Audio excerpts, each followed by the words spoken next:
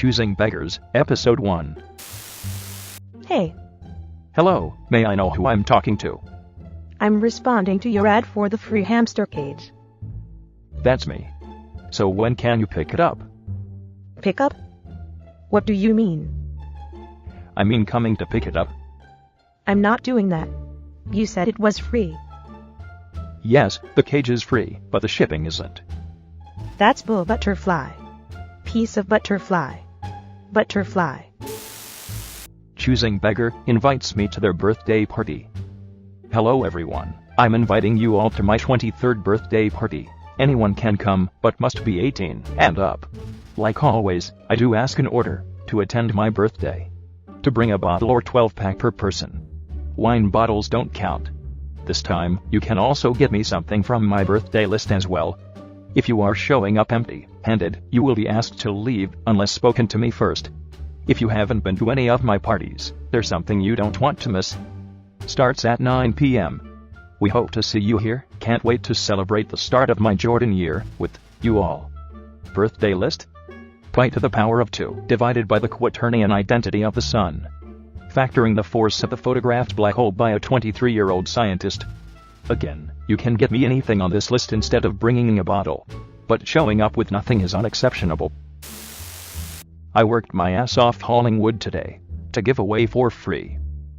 I have a couple acres of wooded property. Over the past winter I had several maples trees and a few spruce trees fall over. I spent the better part of 8 hours felling hung trees, then limbing, and bucking them up. A few of them were pretty massive, and I lugged everything by hand/wheelbarrow. I posted an ad to a couple local Facebook groups giving away the wood for free. Wood goes for $250 a cord around here, so free is a great deal. It's probably 2 to 3 cord.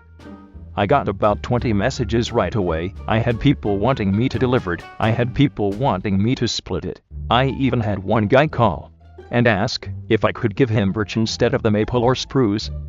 I deleted my ducking ad, and I'm going to see if any local charities take firewood. Ducking Choosing Beggars. Choosing Beggars BYOB, except for groom, shotgun wedding. Multiple posts a day asking for donations for both the wedding and baby shower, not including the insane gift registries, so they don't have to provide anything for their guests. Just a friendly reminder, the wedding is a bring your own bottle. The groom likes Coors Banquet, Pendleton, Jack Daniels, or something along those lines. I am obviously pregnant, so no booze for me. Someone enjoy a drink for me. Can't wait to see everyone in 13 days. My stepsister-in-law wanted me to leave everything I have to her kids. My step-sister-in-law is the kind of person who couldn't fathom why any woman would not want to become a mother. She's always been really critical of my choice to be child-free. She always made some catty comments about how I'll never know true happiness. However, when I saw her a few days ago at my dad's birthday party, she seemed to have done a complete 180. She told me again and again how she's supportive of my life choices and shouldn't have kids if I don't want them. I didn't know what to make of this. I just said something like, "Oh, okay. Thanks." But my gut told me that there was more to her sudden acceptance than she was letting on. The phone call I received from her yesterday proved my gut instincts right. She started off with the usual "how are you, we need to get together soon" bullshit. Then she began to not so subtly inquire about my finances. What sort of savings do I have, how much I make every year, etc. I of course got irritated and asked her what she meant, and to come to the fucking point, she giggled and replied, "Well, since you won't be having kids of your own, why don't you make my children your heirs?" I didn't know whether to laugh like a maniacal villain or just get pissed. I decided to let her go on. As you know, your brother and I are planning to have at least 4 kids. They already have one. So when they're born, you can leave equal portions of your estate to all of them. You and that boyfriend of yours say you don't even want to get married. So it's not like you have to leave anything for him, right? Really? Yep. So I thought instead of your life savings going to waste, they can just go to your family. After I'm dead? Yes. Do you plan to make it look like suicide or an accident? What? Since you've planned all of this, you must have made some plans to off me, right? Go on, tell me what it is. Is it something super creative and unusual? Angry in the way douchebags get when you call them out on their bullshit? How could you think that? I only suggested this so you wouldn't have the burden of worrying about what would happen to your money when you're on your deathbed. Aren't you a sweetheart? I'll spare you the burden of worrying about me worrying about my money by leaving everything I have to charities that I support. She started blabbering again, but before she could form a full sentence, I hung up. I also called my dad to let him know about this. This morning, I received a call from my stepbrother, and he apologized profusely for what his wife had said. I told him if she ever pulled anything like this again, it will be the last time I speak to them. TLDR, stepsister-in-law thinks, because I won't breed, it automatically means that her children, a majority of which don't even exist yet, should get everything I have. Well, that will be an awkward phone call your sister-in-law has to give the assassin, where she has to explain that the deal is off. Yeah, original poster should think up that poor assassin, out of a job and livelihood. I wouldn't worry. Sister-in-law was definitely paying him with exposure. I don't like you, Art. But I want drawing done. Okay, what is it? I want a picture of my OCs. All full body and colored. Digital only. How many? I might have to ask for some Ko-Fis, because I don't have much time to do them. What the hell is a Ko-Fi? It's basically a website where you can pay or support creators.